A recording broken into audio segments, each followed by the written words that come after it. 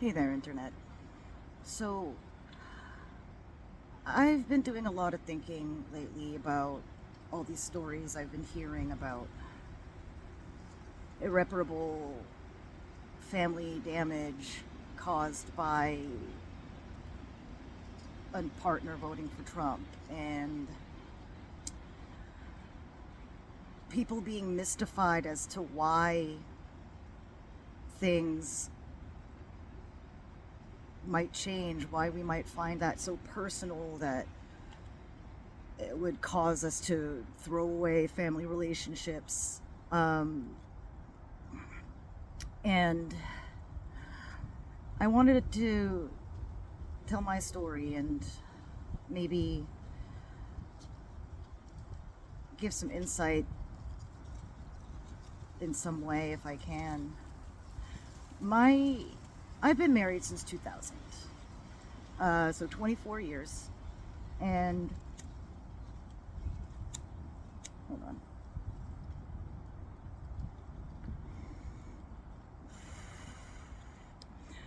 I've always been a leftist, and my husband started out very apolitical. He was a he's a veteran. Uh, did 8 years active duty, and then the rest of his 22 or 23 years, something like that, uh, in the Army and Air Guard. Um, and yet he was still always very apolitical. Like, he voted all over the place. Like, one year he voted for Perot. He voted for Obama both times. But toward the end of the, well, first off, he had always said that his worst fear would be if that he would fall in love, get married, have a kid, and then World War III would happen. Well, 4 months into having our son, I was getting our child ready for his 4 month baby 4 month old well baby checkup, and I watched airplanes fly into the towers from my television as I was getting him dressed, and the world changed overnight. I cannot describe to you in a brief video, not scripted or edited or anything, just me sitting here. I can't describe adequately, just spinning off the top of my head, how different things became overnight, how things were moving in such a progressive direction, slowly but surely,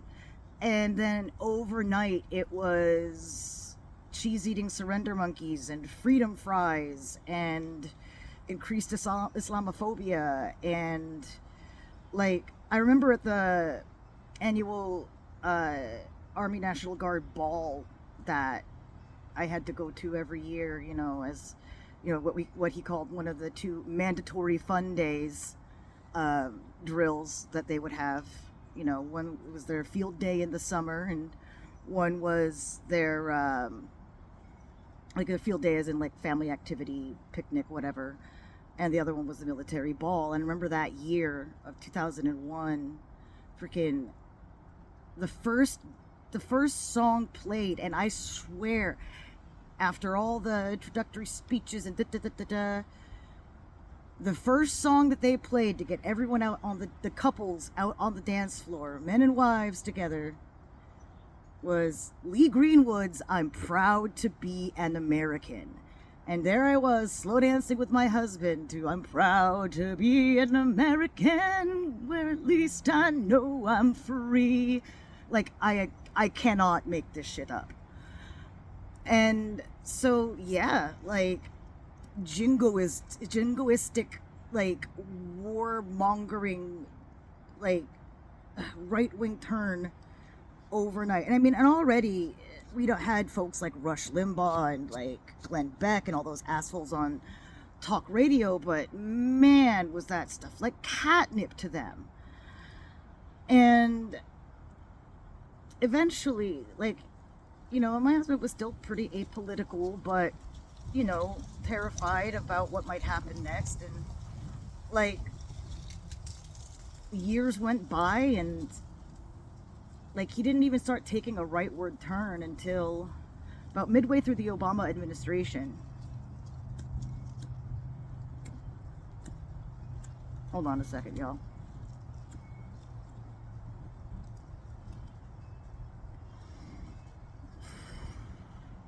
Midway through the Obama administration, he got this job working up north New Hampshire. Like, I don't know how much y'all know about New Hampshire geography, but we're kind of shaped like this. And I live in this chunk down here, the big populated area. But up here, it's mostly just trees and mountains, okay? Well, there's nothing for cell reception up there, nothing for radio reception up there. So he would listen to AM radio to get by during the days. And he got indoctrinated over the course of those years. And I didn't notice it at first because he wouldn't really talk about it,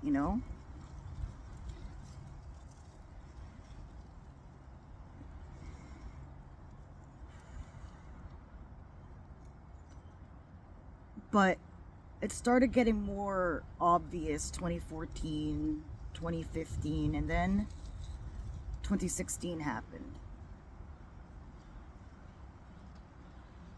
Now look, guys. I'm bisexual. Our son's first babysitter was trans. I've got a trans aunt, friends, other family, well, friends that I consider family. There are queer people everywhere in our family tree. Like, and I was, all right, generational trauma's a bitch, y'all. And I am, a victim of abuse in my family. And like when I was a child, and I won't get into it now, but like, the fact is, knowing all of that, I mean, we argued about it, knock down, drag out arguments, and we never really argued about shit our entire marriage. But this,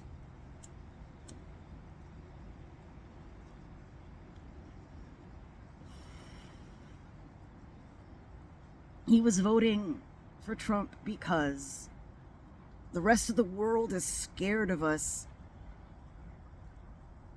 when that crazy man is in office. He's a strong man, and he's going to keep the country safe from whatever.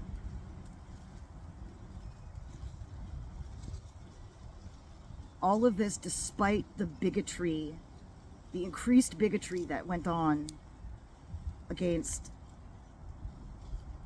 everybody, every marginalized community during this man's presidency. And as those 4 years went on, about the second year into the presidency, argument after argument, me trying to get him to understand the existential crisis that orange idiot in office was causing for not just people he knew, but his wife as well. And yet, he still supported the man. And I know he voted for him in 2024. Well, 2 years into the marriage, 2 years into the presidency, I couldn't anymore. I just couldn't keep sleeping next to somebody who would so blithely toss all of my rights and my potential for saving my rights to the wind for some greater safety to the country. Like, what the fuck's going to be left if the country is hollowed out from the inside? What does it say when you say that you love somebody and this person is telling you how distressing it is to them, how terrifying it is to them, how much it harms them, that you would vote for this person, that you would relegate their rights away for what? What does it say? What does that I love you mean? Love is a verb. It's a verb. It's an action. And trust, look, I grew up with people who told me that they loved me in one breath, while, like, with the other breath harming me in ways that I'm still trying to heal at 46 years old. And if that's what love is,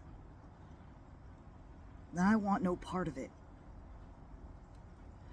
Like, I'm still married to my husband. We haven't slept in the same bed since, like, 2018. I sleep downstairs, he sleeps upstairs. We talk about everything but politics.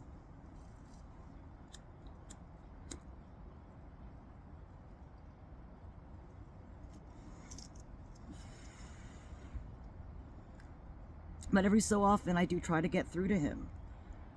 Like, one time I was like, we have a lot more in common than we have it not in common.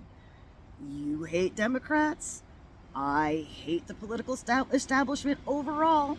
However, I vote for Democrats because I have a better chance of saving my rights while living in this country. And he's like, I don't hate the Democrats. I hate their policies. It's all comes down to economics for him. Economics means nothing when your people are starving, are hurting, are terrified, are suffering.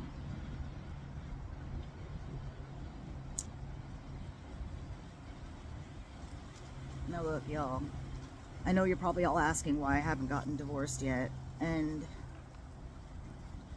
like, yeah, I am disabled.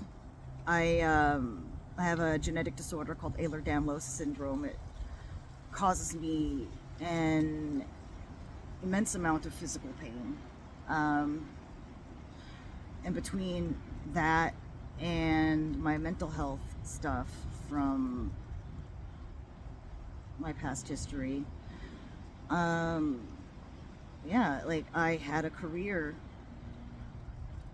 that in 2021 actually, I had to put on the wayside because all of this was just too much. That's why I do this all the time. Not all the time, but every time y'all see me on video, because I'm not doing this inside. Anyway.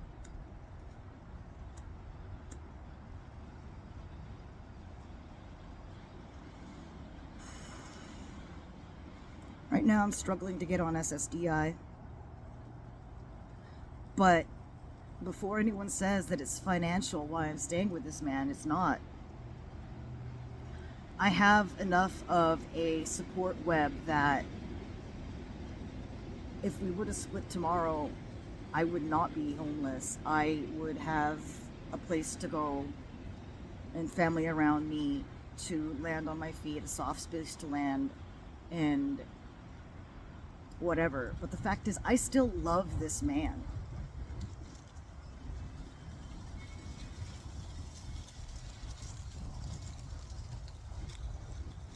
I can't sleep next to him, but he's still one of my best friends. I have known him for more than half my life at this point, and I'm not about to throw that away. We have a son and grandkids together. I've got a whole passel of bonus kids. you know, like, and he is a good man. And I can't sever that tie. I just can't. So I keep trying, but it is so dispiriting. I wish things were different. But you can't tell people that you love them and then vote for someone that would harm them so deeply and expect there to be nothing changed. I remember when Roe v. Wade was overturned and we talked about that, and he was like, well, yeah, he didn't criminalize abortion, he just left it up to the states. And I'm like, yeah, you don't get it though.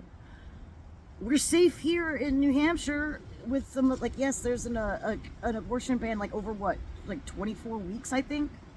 But even then, Governor Sununu had said at the time that he is going to support, the continued women's right to choose, and the fact that we have been a safe harbor for women seeking reproductive care.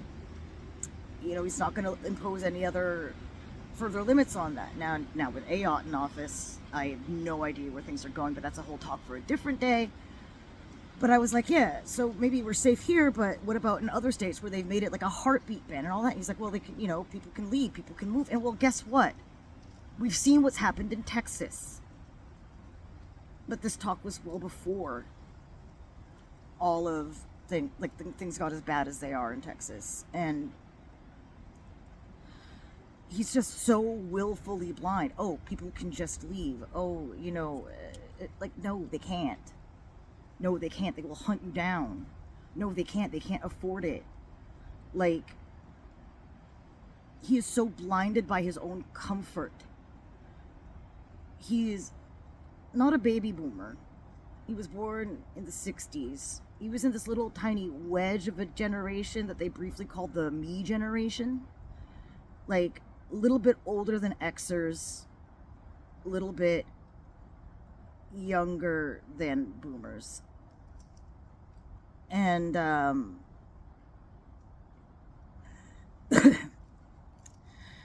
so he is older than me by 12 years. And yeah, age gap relationships. I got a lot to talk about with that too, trust, but that's neither here nor there right now. Long discussion about that coming soon, I'm sure. But like, the fact is, he got that taste of middle class comfort that never really went away for him.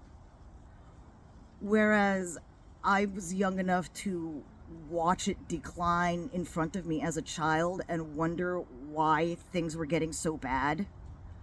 Like, he was already in the military by the time I was in middle and high school, So he was insulated. He's always been insulated. And that insulation, with him being a pretty average white guy, cisgendered white dude, it's protected him in ways that he's never stripped down to analyze, because he's not the kind of guy that analyzes things like that. Intersectionality is, watch his eyes glaze over, like,